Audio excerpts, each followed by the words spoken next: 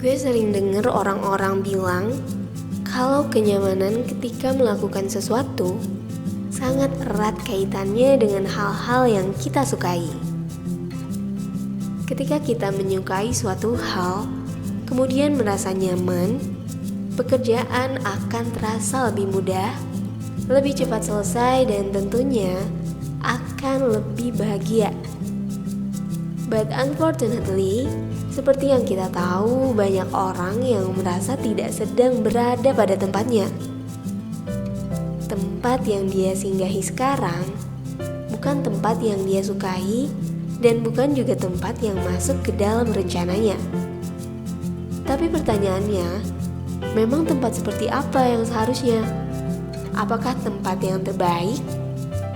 Kalau iya, sesuatu yang menyandang status terbaik itu seperti apa sih standarnya? Kata terbaik masih tergolong general untuk dijadikan sebuah tumpuan. Kalau gitu, kita cari contoh yang lebih spesifik deh. Apakah tempat yang officially financial support, yang memberikan gaji tinggi dengan banyak jaminan? Waduh, emangnya bakal santai kerjanya, bakal luang waktunya? Ya mungkin begitu lika-liku manusia dalam menyesuaikan diri dan mencari solusi. Ketika merasa tidak berada pada tempat yang menurutnya tepat, pertanyaan-pertanyaan barusan akan menjadi bahan overthinking bagi mereka dalam memutuskan sebuah decision.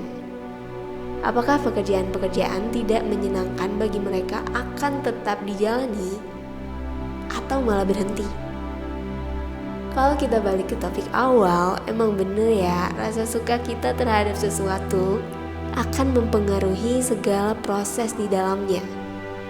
Ya, I agree with it. Contoh nih, ketika gue suka belajar sambil dengerin musik, at the time ya gue akan berusaha melakukan hal itu dimanapun dan kapanpun, karena gue merasa ada sebuah kenyamanan ketika belajar sambil dengerin musik, dan tentunya gue bisa lebih memahami pelajaran.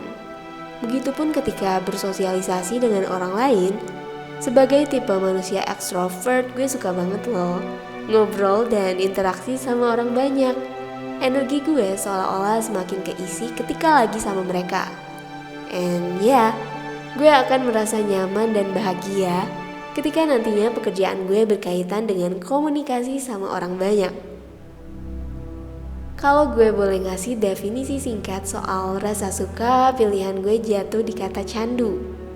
Kenapa? Karena rasa suka akan membawa kita kepada sesuatu yang sifatnya candu.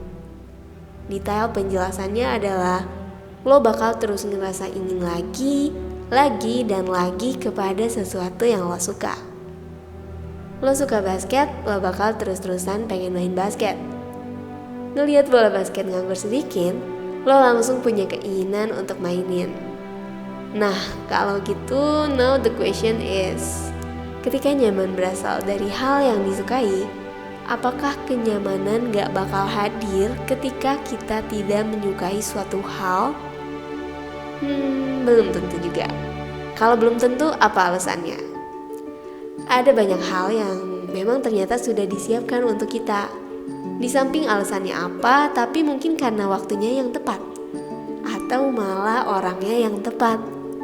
Kita dituliskan untuk mengelola, mengurusi, dan bertanggung jawab atas hal-hal barusan. Tapi artinya, jika belum menemukan kenyamanan pada suatu hal, kita bisa memulainya dari hal-hal yang disukai. Jika sudah terlanjur jatuh dan memiliki tanggung pada hal yang tidak disukai, bagaimana? Let's do it. Karena lo dan waktu adalah hal yang tepat untuk itu. Juga kayak lo sekarang yang dituliskan untuk nonton konten teman sekelas dan akhirnya paham konsep tempat yang tepat. Lo adalah orang pilihan, dan jangan lupa ajak rekan-rekan lo supaya ikut paham tentang konsep ini ya.